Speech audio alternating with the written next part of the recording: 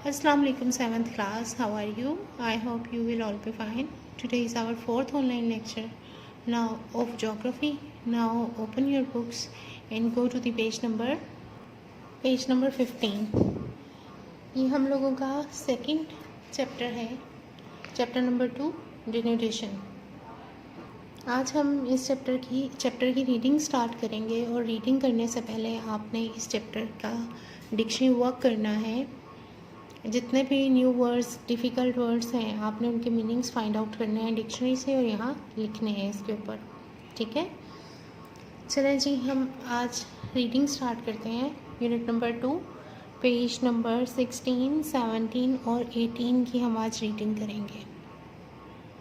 और long question number 2 और 3 जो है वो आपने लिखना भी है और याद भी करना है, ठीक है।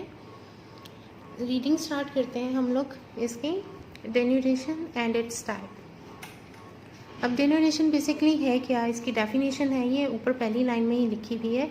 Destruction of earth's upper surface and the appearance of underground area is known as denotation. ज़मीन के बलाई हिस्से, अपर सरफेस ऊपर वाला हिस्सा जो है, ठीक है, ज़मीन की बलाई सतह के टूटने फूटने और इसके निचली सतह के ज़ाहिर होने को हम डेनोटेशन बोलते हैं, डेनोटेशन बोला जाता है। ज़मीन की ऊपर वाली सतह की तोड़ फोड़ होना और फिर नीचे वाले हिस्से का ज़ाहिर होना, उसको हम डेनोटेशन बोलते हैं, ठीक है। अब ये डेनोटेशन होती किस तरह से है, इसमें आप आगे देख सकते हैं कि as soon as internal forces expose an area of its surface, कि जैसे जैसे ज़मीन की अंदरूनी ताकतें ज़मीन का कोई एक हिस्सा बुलंद करती हैं, तो इसके जो बैरूनी अवामिल हैं ना, एक्सटर्नल फैक्टर्स जो हैं, जैसे दरिया हैं, ग्लेशियर्स हैं, सूरज की गर्मी है, ये सब क्या करते हैं, इसकी सतह को हमवार करने के लिए अपना काम शुरू कर देते हैं, ठीक है।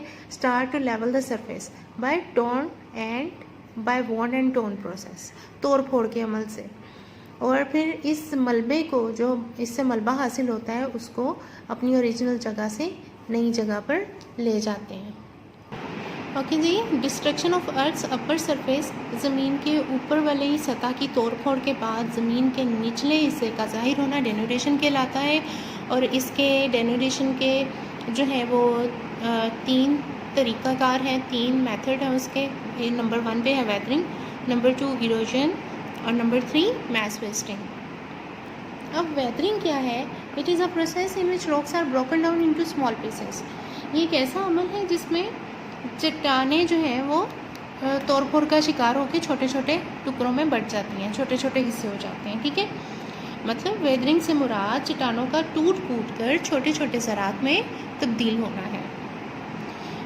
ये जो अमल है ना, इसका ज़्यादातर इन्हिसार जो है डायरेक्टली और इनडायरेक्टली मौसम, सूरज की तपिश वगैरह, बारिश, बर्फ़बारी पर होता है, ठीक है। और तपिश वगैरह के अलावा जो हवा में हमारी एटमॉस्फेयर में गैसेस होती हैं और जानवर और हैवानात, नबातात, जानवर, एनिमल्स, प्लांट्स, पौधे, ये सब भी इसके कारकुन हैं। अब आगे से वेदरिंग की भी 3 टाइप्स हैं। डेनोटेशन की 3 टाइप्स हैं, वेदरिंग, इरोजन, मैस वेस्टिंग। और सबसे पहला आया वेदरिंग की भी आगे 3 टाइप हैं, फिज़िकल और मैकेनिकल वेदरिंग, केमिकल वेदरिंग और बायोलॉजिकल वेदरिंग। सबसे जो पहले नंबर पे है वो फिज़िकल और मैकेनिकल वेदरिंग। फिज़िकल वेदरिंग ज़्यादातर ठंडे इलाकों में होती है या फिर खुश्क इलाकों में, ठीक है। ज़्यादातर खुश्क और सर्द हिस्सों में भी होती है, ठीक है। इसके अलावा खुश्क और गर्म सहराई इलाकों में भी, जैसे खुश्क और गर्म इलाके जो हैं, जैसे डेजर्ट एरियाज़ हैं, आप वहाँ पर देखते हैं कि दिन के वक्त डेजर्ट में टेम्परेचर बहुत ज़्यादा होता है, लेकिन रात के वक्त वहाँ पर टेम्परेचर थोड़ा कम हो जाता है, नुमाया कभी नज़र आती है, ठंडी हवाएँ चलने लगती हैं, ठीक है। तो इस दर्जा हरारत में फ़र्क की वजह से, यानी दिन को बहुत ज़्यादा गर्म हो रहा है और रात को ठंडा हो रहा है, तो इसकी वजह से भी जो चट्टानें हैं वो सिकुड़ती और फैलती हैं। अब जब बार बार ठंडा गर्म होने से भी चट्टानों के अंदर टूट फूट का अमल जो है वो शुरू हो जाता है। Expansion and contraction of the rocks one after this. Wear and tear process start in dogs. टूट फूट का अमल शुरू होता है और आखिरकार वो चट्टानें रेजा रेजा हो जाती हैं। अब दूसरा अमल क्या है? पानी। आपने देखा होगा कि पानी की खसूसियत है, उसकी प्रॉपर्टी है कि जब ये जम जाता है तो इसका हुजम बढ़ जाता है, यानी ज़्यादा जगह घेरता है। इसी तरह पानी जो है वो चट्टानों और जो चट्टानें होती हैं उनके अंदर जो क्रैक्स वगैरह होते हैं उनमें जाता है, और उनमें जाने के बाद ठंडे इलाकों में जब वो जम जाता है, ठीक है, तो फिर उसके पानी के उन क्रैक्स में जमने की वजह से भी चट्टानें जो है वो टूट जाती हैं। पानी जो है पहाड़ी इलाकों में जैसे स्नोफॉल हुई होती है, बर्फ़बारी है, अगर दिन को सूरज निकलेगा उसकी रोशनी से कभी वो बर्फ़ जो है वो पिघल जाती है, रात के वक्त दोबारा वो पानी जो है वो जम जाता है। तो ये अमल पहाड़ी इलाकों में बहुत ज़्यादा होता है, तो वहाँ की चट्टानें बहुत ज़्यादा इस अमल से भी टूट फूट का शिकार होती हैं। चट्टानें मतलब पत्थर, रॉक्स जो होते हैं। इसके अलावा पाकिस्तान के जो शुमाली इलाका जाते हैं उनमें ये तोड़ फोड़ का अमल बहुत ज़्यादा होता है। यह बारिश का पानी जमना और फिर उसका पिघलना। अब हम सेकंड पॉइंट पर आ जाते हैं, केमिकल वेदरिंग। केमिकल वेदरिंग है, rocks are composed of minerals. जो चट्टानें हैं वो मादनियात से मिलकर बनी है, मादनियात मिनरल से, ठीक है। तो chemical changes occur in these minerals when they interact with water, oxygen and carbon dioxide. तो जब ये मादनियात पानी, ऑक्सीजन और कार्बन डाइऑक्साइड से मिलती हैं तो जो भी रिएक्शन होता है तो इसमें कीमियाई तब्दीली जो है वो रोनुमा होती है। कीमियाई ये तब्दीलियाँ जो है चट्टानों को कमज़ोर कर देती हैं और फिर यहाँ पर भी चट्टानों में तोड़ फोड़ का अमल जो है वो शुरू हो जाता है। तो इसको हम कहते हैं केमिकल वेदरिंग। अब इसके अलावा कहते हैं जब पानी मिनरल्स के साथ मिलता है, जब पानी जो है मिनरल्स के साथ मिलता है तो जो कीमियाई अमल होता है ना उसको वो हाइड्रोलाइसिस बोलते हैं। जब बारिश का पानी चट्टानों के जोड़ों में, उनमें जो क्रैक्स पड़े होते हैं उनमें दाखिल होता है तो नमकियात और मादनियात के हल होने से ना एक सलूशन बनता है। नमकियात के और मादनियात के हल होने से एक सलूशन बनता है।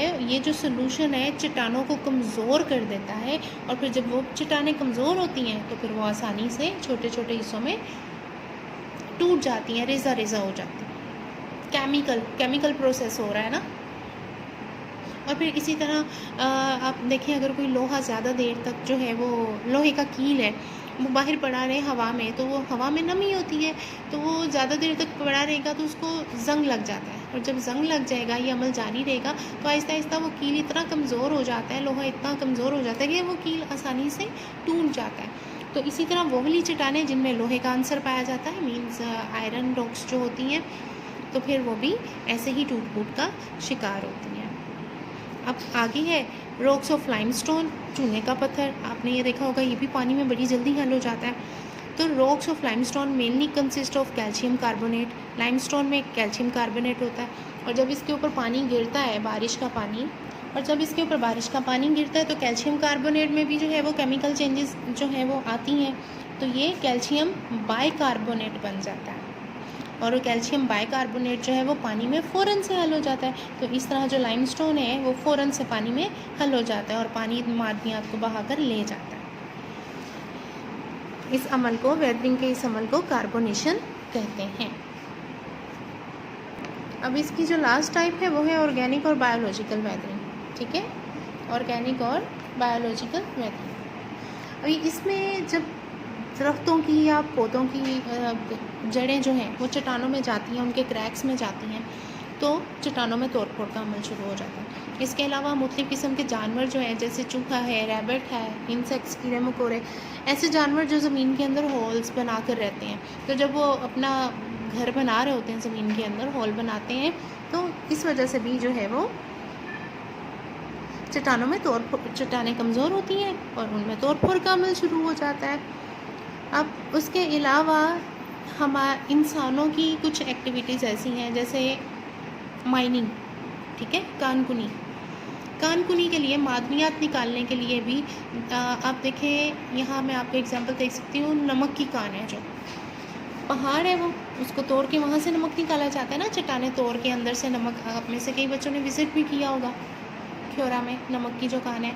इसके अलावा ज़मीन के अंदर से जो मादनियात निकलती हैं, जब उनको निकालना होता है तो भी ड्रिलिंग के ज़रिए बड़े बड़े से वो क्रेन्स वगैरह चलाई जाती हैं। तो इससे भी क्या होता है, चट्टानों में तोड़ फोड़ का जो अमल है वो शुरू हो जाता है, चट्टानें टूट जाती हैं।